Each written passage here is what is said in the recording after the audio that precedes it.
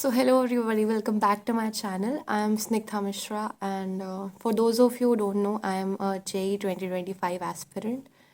तो मेरा JEE mains का एग्ज़ाम जो है वो 22 जैन को था, which went as expected, जैसा मैंने खुद के लिए सोचा था. So NTA is just making papers which is unexpected, क्योंकि मैंने तो एक्सपेक्ट नहीं किया था जितनी मैंने रिसर्च की है या जितना मैंने प्रीवियस ईयर पेपर्स देखे थे. The paper was different than what it used to come.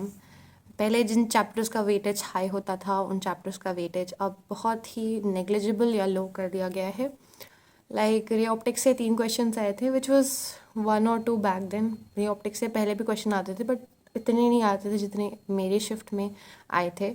Ray optics से 3 क्वेश्चंस थे एंड मॉडर्न फिज़िक्स से काफ़ी क्वेश्चंस थे. फिज़िक्स का paper I felt that conceptual ज़्यादा था as compare to the numerical part. Assertion reason बहुत पूछे गए थे मेरी शिफ्ट में specially.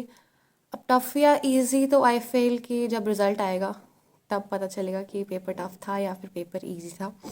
But what I feel is that जो हमने एक्सपेक्ट किया था या जो भी यूट्यूब पे यूट्यूबर्स डाल रहे थे कि वेटेज इन चैप्टर्स का वेटेज हाई है, चैप्टर्स का वेटेज लो है, ऐसा कुछ भी नहीं था जैसा बोला गया था.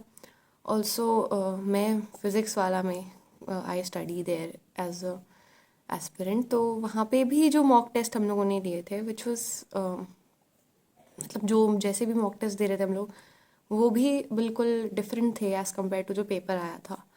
क्योंकि और भी जितने चैप्टर्स थे रोटेशनल मोशन से जो क्वेश्चन आया था वो इजी था. एक ही क्वेश्चन उसमें से आया था. एंड केमिस्ट्री की बात करें तो जीओसी से क्वेश्चन ही नहीं बने. एक क्वेश्चन था आई फील स्टेबिलिटी का, if I can remember that correctly. तो उसके अलावा जीओसी से क्वेश्चंस नहीं आए जो हम एक्सपेक्ट करते हैं कि आएंगे. केमिकल बॉन्डिंग से एक सवाल था जो न्यूमेरिकल टाइप में आया था. इक्विलिब्रियम से 2 सवाल थे and I fail that overall the paper was quite. Chemistry का थोड़ा सा पेपर इजी साइड पे था एंड फिज़िक्स का मॉडरेट था आई फील. क्योंकि फिज़िक्स में जो क्वेश्चंस आए थे यूजुअली एक्सपेक्ट करते हैं हम लोग कि न्यूमेरिकल बहुत आएंगे बट वो बिल्कुल भी नहीं हुआ. एंड आई फील मेरी शिफ्ट में तो केटीजी एंड थर्मो से क्वेश्चंस नहीं थे, थर्मल मैकेनिक्स से क्वेश्चंस थे. सो पेपर तो देख कर के लग रहा था कि ये कुछ अलग है, जो हमने किया था ये वो नहीं है. सो जो टॉपर्स हैं ऑफ कोर्स जिन्होंने सब कुछ पढ़ रखा था वो उनके लिए तो पेपर वो फिर भी आसान ही था. बट जिन्होंने मेरी तरह वेटेज देखा था जिन चैप्टर्स का वेटेज हाई है, जिन चैप्टर्स का वेटेज लो है, उनका पेपर आई फील कि थोड़ा सा डिफ़िकल्ट होगा उनके लिए. And mathematics, so for me I am not that good at mathematics पहले से ही. तो मैंने मैथमेटिक्स में सिलेक्टेड चैप्टर्स करे थे जिनके वेटेज कुछ ज़्यादा थे. और इस बार का जो वेटेज गेम है वो बिल्कुल ही अनएक्सपेक्टेड था.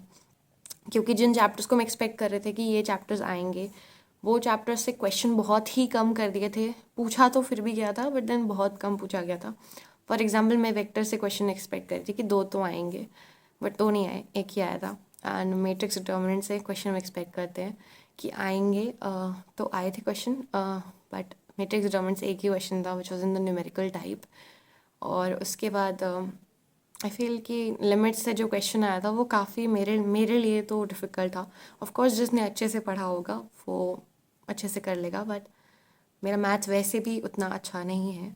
सो मेरे लिए वो बहुत डिफ़िकल्ट था. सो मेरे रिज़ल्ट की बात करें तो I just did 36 questions total, जिसमें से 3 मैंने मैथ्स में करे थे एंड बाकी का 33 फिज़िक्स एंड केमिस्ट्री में ला के. जिसमें से केमिस्ट्री में आई गेस मैंने 19 क्वेश्चंस अटैम्प्ट करे थे and 14 was in the physics part. I feel paper बिल्कुल भी वो नहीं था जो हम एक्सपेक्ट कर रहे थे. मैं ये 3-4 बार बोल चुकी हूँ वीडियो में क्योंकि ऐसा था. The paper was not at all what was expected out of the mock papers. Chemistry में आइसोमेरिज्म से क्वेश्चंस आए थे जो कि बहुत कम होता है यूजुअली. कई शिफ्ट्स में आइसोमेरिज्म से क्वेश्चन नहीं दिखते हैं. जीओसी से क्वेश्चन हर शिफ्ट में दिखता है जो कि इस बार तो दिखा ही नहीं, मेरी शिफ्ट में भी नहीं था। And the people I was talking to जिनकी 23 को शिफ्ट थी या 22 को भी इवनिंग शिफ्ट जिनकी थी, तो जीओसी से क्वेश्चन बहुत कम आ रहे थे। सो आज तो 24 जैन है, और जो 28 या 29 को पेपर देने जा रहे हैं उनको मैं बस एक ही बात बोलूँगी कि expect the unexpected. And paper में दिमाग खुला रख के जाओ, क्योंकि एक भी चीज़ और हुई थी जो मैंने अभी बात नहीं करी जिसके बारे में, कि कुछ डिलीटेड टॉपिक से क्वेश्चंस आ गए थे। फॉर एग्जांपल पोटेंशियोमीटर मींस से डिलीटेड था, एडवांस का टॉपिक है वो। तो हमारे टीचर्स ने पढ़ाया तो था क्लास में और बोला था कि ये एडवांस का टॉपिक है, तो जो बच्चे एडवांस की प्रिपरेशन नहीं कर रहे हैं उनको नहीं पढ़ना चाहिए। तो मैंने भी नहीं पढ़ा था क्योंकि मुझे खुद से उतनी उम्मीद नहीं थी कि मैं एडवांस की प्रिपरेशन करूँगी। तो मैंने मेंस का समझ के पोटेंशियोमीटर नहीं पढ़ा था, एंड पोटेंशियोमीटर से क्वेश्चन आया था। और मैथ्स में बात करें तो बाइनोमियल कोफिशिएंट्स के जो सम होते हैं वो बाइनोमियल थ्योरम में लास्ट में पढ़ाया जाता है। वो टॉपिक भी एडवांस का टॉपिक है, मेंस का नहीं है, बट उससे भी न्यूमेरिकल टाइप में एक क्वेश्चन आया था। तो सीक्वेंस एंड सीरीज से क्वेश्चंस तो थे, बट वो थोड़ा सा टफर साइड पे था I feel. And I think calculus का वेटेज अब कुछ ज़्यादा था इन द पेपर, जितना आई गेस पूछा नहीं जाता है उतना उससे थोड़ा सा ज़्यादा पूछ लिया गया था। फॉर एग्जांपल मैट्रिक्स जब से 2 क्वेश्चन होते हैं तो उनका वेटेज कम करके 1 कर दिया गया था। एंड डिफरेंशियल इक्वेशन, वेक्टर से तो सिर्फ एक सवाल था, वेक्टर 3D, वेक्टर से एक सवाल, 3D में से 3 सवाल आए थे I guess.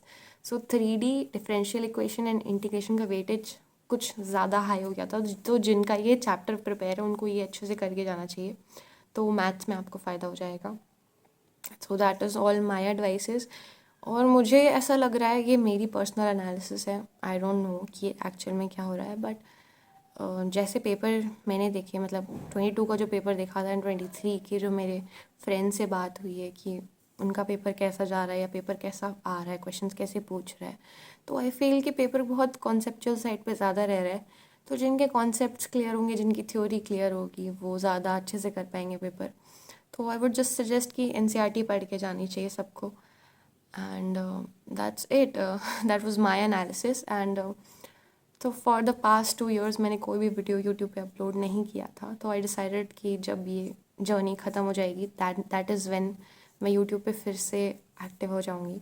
So this is the time. And अब मुझे बोर्ड्स की प्रिपरेशन करनी है, क्योंकि 17 फरवरी को पहला एग्ज़ाम है बोर्ड्स का, फिज़िकल एजुकेशन का। तो फिज़िकल एजुकेशन का एग्ज़ाम है, and then there is physics, chemistry and mathematics and English, जो कि बोर्ड्स का पेपर देना होगा। एंड 75% क्राइटेरिया जो है वो मैंडेटरी है। मैं स्टार्टर कर रही हूँ क्योंकि बहुत टाइम हो गया है मुझे वीडियो बनाए हुए, कैमरा पे बात किए हुए। So that is what it is happening with me. तो आज 24 जैन है, there are very few days left in the board examinations. Maths की प्रिपरेशन मेरी एज़ यूजुअल बहुत कम है, तो अब जितने भी दिन बाकी हैं उनके अंदर क्या प्रिपेयर हो पाता है, let's see. And I will now be regular on YouTube as compare to before, क्योंकि पिछले 2 साल में I just decided that I will not upload videos on YouTube and I will focus on this journey. And अभी तो result के बाद आगे का प्लान होगा कि कॉलेज कौन सा लेना है, ड्रॉप लेना है या नहीं लेना है। बट आई पर्सनली फील कि ड्रॉप मुझे नहीं लेना है, बिकॉज वो पर्सनल चॉइस होती है सबकी कि किसको ड्रॉप लेना चाहिए, किसको नहीं लेना चाहिए। But what I feel about my self is that मेरा मैथ्स में उतना इंक्लिनेशन शुरू से नहीं है, एंड आई डोंट थिंक कि मैं 1 साल और सेम सिलेबस को पढ़ना चाहूँगी। और फिर साथ में जब आप ड्रॉप लेते हो तो आपके ऊपर प्रेशर बहुत ज़्यादा होता है, पेरेंट्स का, टीचर्स का, सोसाइटी का। तो वो प्रेशर भी हैंडल करने की आपके अंदर कैपेसिटी होनी चाहिए, जो मुझे लगता है कि मेरे अंदर नहीं है। सो ड्रॉप भी शायद मैं नहीं लेने वाली हूँ, बट आप लोग क्या करने वाले हो, आप लोग कमेंट्स में बताना मुझे। सो that is what is my life all about in these days. And I feel कि जो भी एस्पिरेंट्स इस वीडियो को देख रहे होंगे वो मुझसे रिलेट कर पा रहे होंगे कि सबकी लाइफ ऐसी चल रही है। But what I truly believe in, despite being an aspirant myself, is that and में सब कुछ ठीक हो जाएगा। क्योंकि 2 years back I was that student जिसको ये था कि मैथ्स तो बिल्कुल भी नहीं पढ़ना है, and because of certain reasons I took maths.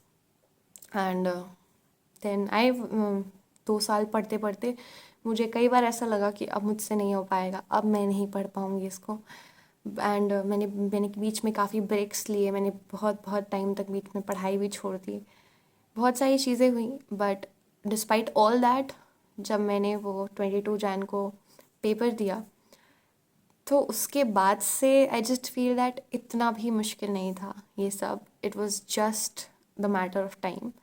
So it is easy जब आप कर ले जाते हो, पर जब आप नहीं करते हो तो आपको वही चीज़ डिफ़िकल्ट लगती है। तो अगर कोई भी 11th का बच्चा ये वीडियो देख रहा है तो you might feel that it is difficult right now, but it is not. And at the end you will also feel yourself कि इतना भी मुश्किल नहीं था। So that is what I am my advice to all the 11th people out there. And जो मेरे साथ 12th में है, I am as confuse as you are. तो that is what is happening. And this was just a life update video about my self and मेरे exams कैसे जा रहे हैं। That's it. एंड अब मैं, जैसे मैंने पहले भी 2 बार कह चुकी हूँ कि मैं अब रेगुलर वीडियोस बनाऊँगी, जो कि मैंने कई बार कहा है, which I don't do, but I am trying my best this time, क्योंकि 2 years I had this commitment to myself कि मैं सिर्फ पढ़ाई पे ध्यान दूँगी और I will not upload videos on YouTube. But now I'm back, and now I'm going to be continuous about this. So that's it for today's video. I'll meet you in my next video. Thank you for hearing me out till the end. If you haven't subscribed to my channel, please subscribe for more such relatable videos. So yeah, that's it. I'll see you in the next video. Bye bye.